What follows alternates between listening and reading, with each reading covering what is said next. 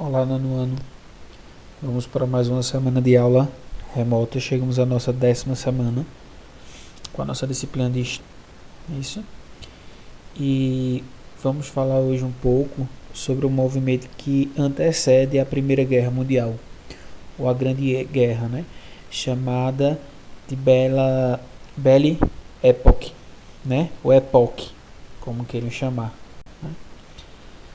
Então eu trago essa imagem aí, né? Da Belle Époque, que logo em seguida tem nessa imagem aí um casal, né, bem vestido, e a Torre Eiffel em Paris, né? Essa época vai falar muito sobre essa dinâmica social que mudou muito, traz esse sentimento de modernidade social. Então muitas mudanças sociais ocorreram na Europa pré Grande Guerra. O período conhecido pela expressão francesa Belle Époque, ou Bela Época, né, em português, compreende cerca de 43 anos, tendo início após a Guerra Franco-Prussiana, que ocorreu de 1870 a 1871, que resultou na unificação da Alemanha e terminando com o advento da Primeira Guerra Mundial, em julho de 1814. Como veremos abaixo, a Belle Époque, ou Époque, foi uma era em que a crença no progresso civilizacional e no desenvolvimento tecnocientífico dava a tônica do momento. Quer dizer, todo esse contexto estava acontecendo e a sociedade estava se modernizando. Principalmente, algumas coisas vão, através da tecnologia, vai surgir, como a gente vai ver nos demais slides. A Belle Époque e modernidade. Entusiasmo e euforia com o progresso. Sabemos que o processo de industrialização na Europa e no norte dos Estados Unidos começou a ter amplo desenvolvimento ainda durante a primeira metade do século XIX.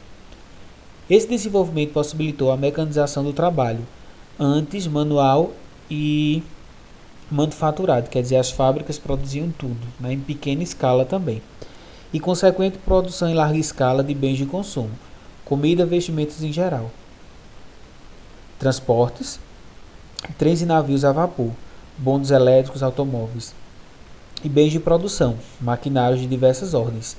Isso tudo vai surgir nessa época.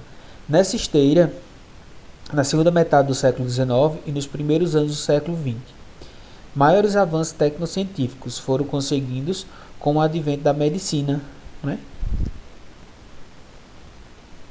Tudo isso provoca uma euforia com o progresso, uma fé na ciência e na tecnologia que dava à população da época a nítida certeza de que vivia num período exuberante e frenético.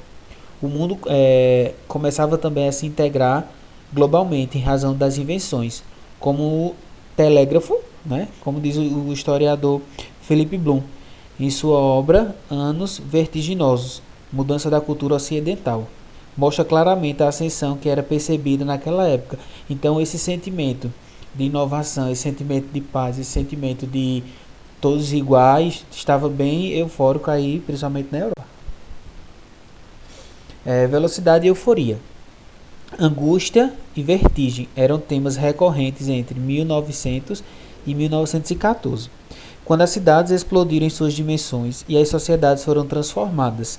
A produção em massa entrou para a vida cotidiana.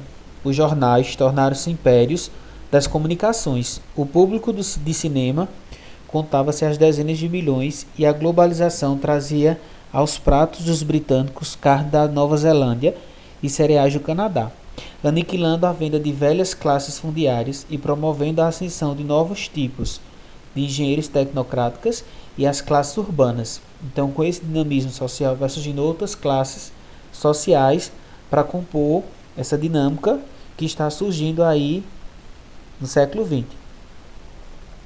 Para Bloom, historiador, o caráter vertiginoso desses anos da Belle Époque exprimia também a própria essência de que era ser moderno, no sentido de ruptura com as bases da cultura tradicional do Ocidente.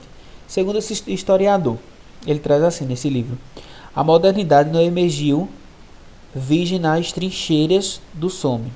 Muito antes de 1914, já se afirmava solidamente nas mentes e nas vidas da Europa. A Primeira Guerra não funcionou como elemento gerador, mas catalisador, forçando velhas estruturas a ruir mais rapidamente e novas identidades a se reafirmar mais facilmente. Sociedades de massa, arte moderna e transformações de sentidos. Vamos ver. O grande símbolo dessa atmosfera da modernização que caracterizou a Belle Époque foi a chamada Exposição Universal, que aconteceu na França em 1900, em Paris. Essa exposição consistia em uma feira aberta de mostras tecnológicas e culturais, que ocorria em vários pontos da capital francesa. O objetivo era render homenagens e fazer demonstrações do que havia sido inventado, dos aparatos técnicos da última leva, da nova moda de investimentos, novos monumentos públicos e a nova arte gerada.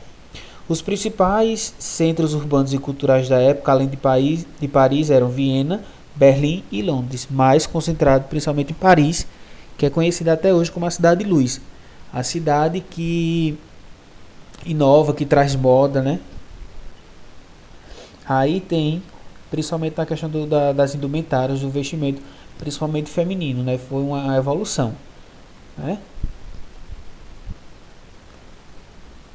A formação desses centros urbanos, inundados de inovações tecnológicas como o telégrafo, o automóvel, os trens e os bondes elétricos, o fonógrafo, o telefone, a fotografia e principalmente o cinema, acabou por modelar também o comportamento e os sentidos humanos. Então imagine nessa época tudo surgiu ao mesmo tempo. Então foi uma grande mudança social na época, né? E se teve uma repercussão muito grande na arte, movimento das artes plásticas, como o impressionismo e expressionismo. Nasceram da necessidade de se representar a realidade de modo a captar algo diverso do que a fotografia já era capaz de fazer. Então essa arte estava bem além da cópia que era a fotografia. Outras formas de arte tipicamente modernista, como o cubismo de Picasso, buscava recursos das culturas primitivas de outros continentes como a África. A própria aura tecnológica foi um modelo imitado pela pintura, no caso dos futuristas, né? Como Giacomo, né? Que procurava passar a impressão de velocidade em seus quadros. Então a arte também vai passar por essa mudança, partindo dessas inovações tecnológicas também, né? Então aí a gente vai ter uma imagem, né? E vai dizer o que vai anteceder a guerra, né? É o triunfo da vida burguês. De como esses avanços tecnológicos, como essa sociedade, ela vai criar, né, situações a partir dessas revoluções tecnológicas. E aí eu trago uma imagem de Paris, a gente achou muita imagem, né, do cotidiano, né, das investimentos, das indumentárias. E aí eu trago alguns avanços tecnológicos, né? Aí a gente traz a primeira locomotiva a vapor de 1804 de Richard.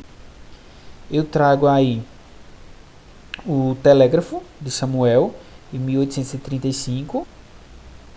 A gente tem aí o telefone, né? Por Alexandre, né? Então imagina a gente falar hoje com um telefone desse. Possível a gente imaginar isso, né? E a gente traz aí o carro, né? Que foi um alemão que desenvolveu em 1885. O automóvel movido a gasolina. Vejam que diferença. Que evolução, né?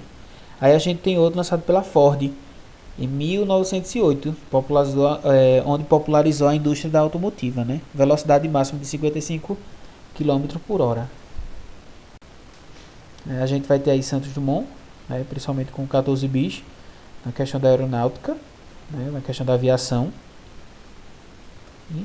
Só que a Belle Époque não tinha só o lado bom, né? Tinha outro lado. Que lado era esse?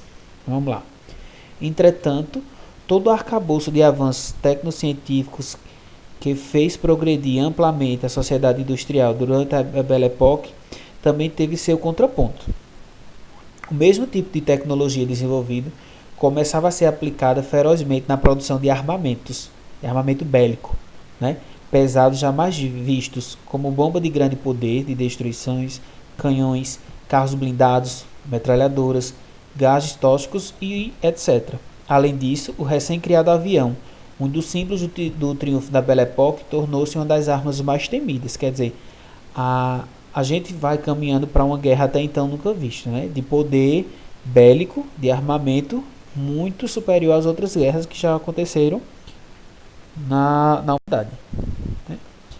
As grandes potências da época, França, Rússia, Inglaterra e Alemanha, cada vez mais acentuava seu nacionalismo, e isso gerava uma tensão cujas consequências eram difíceis de se prever. É isso. Aqui tem um trecho aí do livro de Marx. Eu não vou ler, tá bem grandão, né? Dá um tempinho aí para vocês acompanhar, né? E com isso tudo, a Primeira Guerra Mundial estoura em julho de 1914. E toda a leva de destruição que veio com ela decretaram o fim do clima eufórico, né, da Belle Époque, colocando em questão a própria razão de ser da civilização moderna. Então todo aquele sentimento, toda aquela modernidade, todo aquele dinamismo social, ele quebra, ele dá uma pausa para o início da Primeira Guerra. Não é isso? Que vai ser o assunto da nossa próxima aula. E eu trago aí essa mensagem do escritor que eu achei bem interessante. Existem apenas 2 lugares no mundo onde se pode ser feliz: em casa e em Paris. Lembrando que eu estou no privado. Qualquer dúvida, sempre mandar, ok? Mandando o nome e a turma para ficar mais fácil. Um abraço para todos e até mais.